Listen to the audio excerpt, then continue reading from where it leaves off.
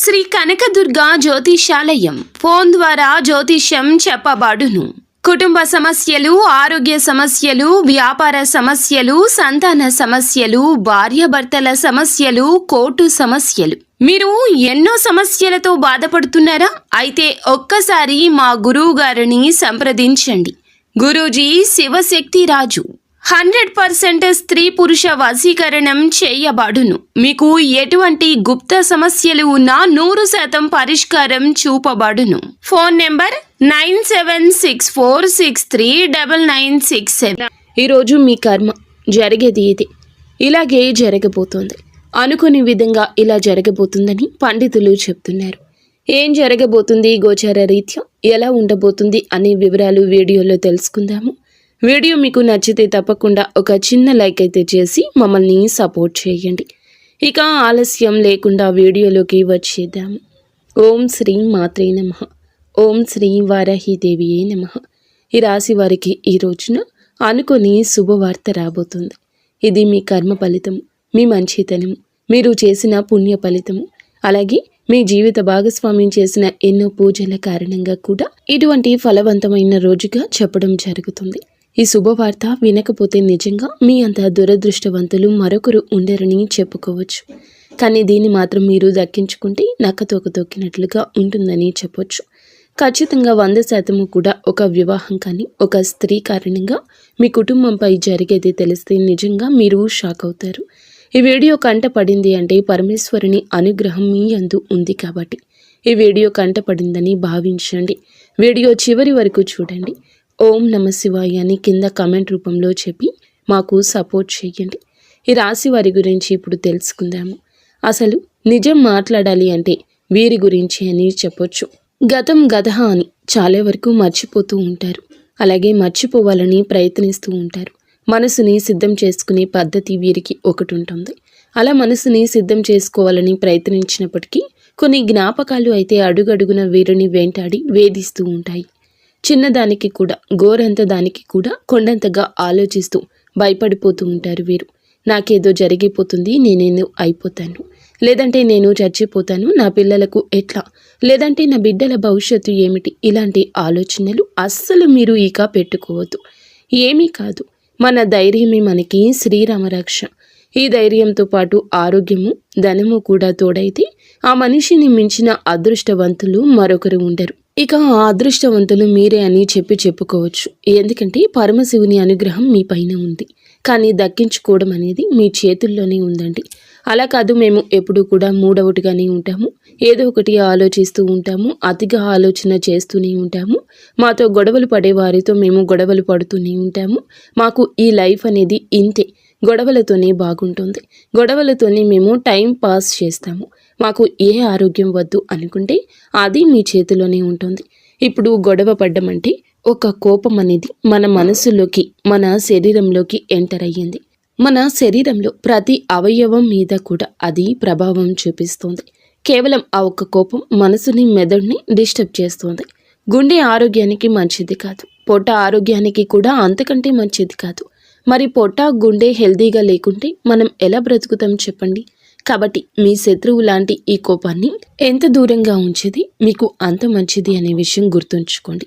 మీరు ఇప్పుడు మీ మనసులో ఏదైతే అనుకుంటున్నారో, నేను హ్యాపీగా ఉంటాను, ఎవరిని పట్టించుకోను, గొడవలు పడను, ప్రశాంతంగా ఉంటాను, నా పని నేను చేసుకుంటూ ఉంటాను, నాకు నష్టాన్ని కలిగించే వారికి, నన్ను నష్టపరిచే వస్తువులకు నేను దూరంగా ఉంటాను, ఇప్పటి నుంచి నా గురించి నేను ఆలోచించుకుంటాను అని మీరు ఏదైతే నిర్ణయం మీద స్టిక్ అయ్యి ఉంటారో దాని మీదనే ఉండిపోండి.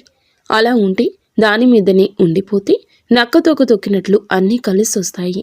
అలా కాకుండా మేము గొడవలు, మనస్పర్ధలు వాటితోనే ఉంటాము, ప్రతి ఒక్కరితో ప్రతీకారం తీర్చుకుంటామని చెప్పి అనుకుంటే నిజంగా ఇంకా ఇది మీ కర్మే అని చెప్పుకోవచ్చు. కాబట్టి ఏదైనా మీ చేతుల్లోనే ఉంటుంది. వదలడం అనేది మీ చేతుల్లోనే ఉంది, వదలకుండా ఉండడం అనేది కూడా మీ చేతుల్లోనే ఉంది. ఇక అది మీ ఇష్టం. ఇక కుటుంబం పైన ఒక పెళ్లి కాని స్త్రీ అయితే చాలా వరకు కూడా కన్నుపడింది. ఒక 10 మందికి అప్పు ఉన్నా కానీ బ్రతకొచ్చు, కానీ 10 మంది ఏడుపులు ఉంటే బ్రతకలేము. నరదృష్టి అంతా ప్రమాదకరమైంది అన్నమాట.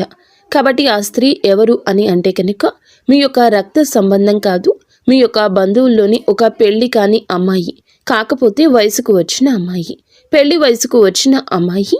ఆ అమ్మాయి వయసు 22, 23, 25 దాకా ఉండొచ్చు.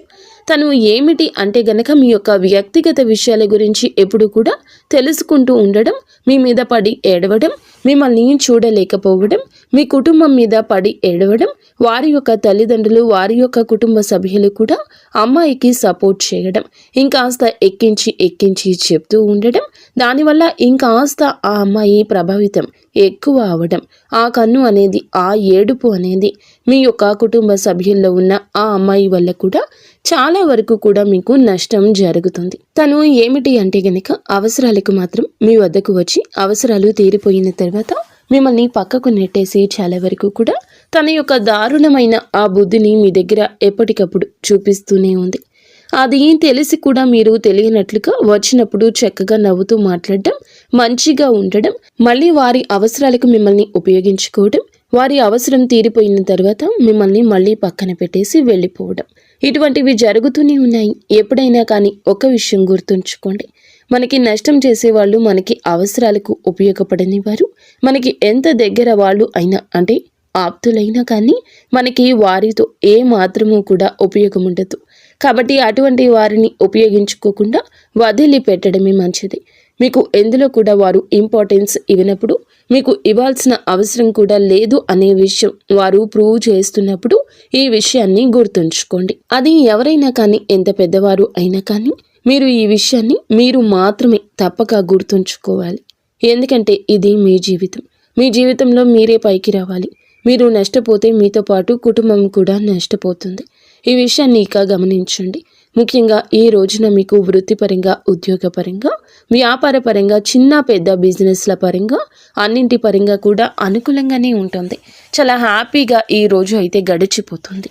ఎటువంటి ఇబ్బంది ఉండదు, ఎటువంటి సమస్య ఉండదు. కాకపోతే సమస్యలు ఉండవంటే ఉండవు అని చెప్పము, కానీ ఇక్కడ కొంచెం భార్యాభర్తల మధ్య ఇష్యూస్ అయితే కనిపిస్తున్నాయి. కోపం, గొడవలు జరగవచ్చు, అలా వచ్చి ఇలా వెళ్ళిపోతాయి. కానీ ఇందువల్ల మీరు చాలా వరకు డిస్టర్బ్ అవుతారు. ఓవరాల్గా చూసుకుంటే రియల్ ఎస్టేట్ వారికి కానీ, రాజకీయ రంగంలో ఉన్నవారికి కానీ, సినీ రంగ పరిశ్రమలో ఉన్నవారికి కానీ, విద్యారంగంలో ఉన్నవారికి కానీ, వైద్య రంగంలో ఉన్నవారికి కానీ ఈ రోజున అనుకూలంగానే ఉంటుంది. ఇక ప్రేమికుల పరంగా చూస్తే చాలా డిస్టర్బెన్స్ కనిపిస్తోంది. దాదాపు విడిపోతారు అన్నంత వరకు కూడా ఈ రోజు వెళ్ళొచ్చు. మాట పట్టింపులు పెరిగి పెద్దవవచ్చు. ఎవరికైనా కోపం వస్తే ఎందుకు వస్తుంది, ఇవన్నీ కూడా అంచనా వేసుకుని జాగ్రత్తగా మాట్లాడుకోండి. లేదు ఈ బంధం వేస్ట్ అని చెప్పి పూర్తిగా విడిపోదాం అనుకుంటే ఇక మీ ఇష్టం. ఏదైనా కానీ గతాన్ని తలుచుకొని ఈ సమయంలో ఏది ఎంతవరకు మంచి, ఎంతవరకు నాకు నష్టం జరుగుతుంది, ఎంతవరకు నాకు లాభం జరుగుతుంది, ఎంతవరకు ఇవన్నీ కూడా అంచనా వేసి దానికి తగ్గట్లుగా ఒక అడుగు ముందుకు వేయండి. లేకపోతే వదిలి వేసేయడమే మంచిది. ఈ విషయంలో అయితే ఇక అంతా బాగానే ఉంటుంది. విద్యార్థులకు కూడాను కష్టపడితే అంటే కష్టపడినంత దానికి ప్రతిఫలితం అయితే తప్పకుండా వస్తుంది. ప్రతిదానికి కష్టం అని చెప్తున్నారు. లైఫ్ అంతా కష్టమేనా అని చెప్పి అడుగుతారేమో. ఏమీ లేదండి, కష్టం అంటే మన జీవితంలో ఒక భాగం అన్నమాట. ఆ కష్టమే మనకి ఎన్నో సుఖాలు ఇస్తుంది, ఎన్నో ఆనందాలు ఇస్తుంది. కొంత సమయం వరకు కష్టపడాలని చెప్పి మనం ఆ పని అందు పెట్టుకుంటే అంతవరకు కష్టపడితే సరిపోతుంది. మిగతా జీవితం హ్యాపీగానే ఉంటుంది, మిగతా సమయం హ్యాపీగా ఉండొచ్చు.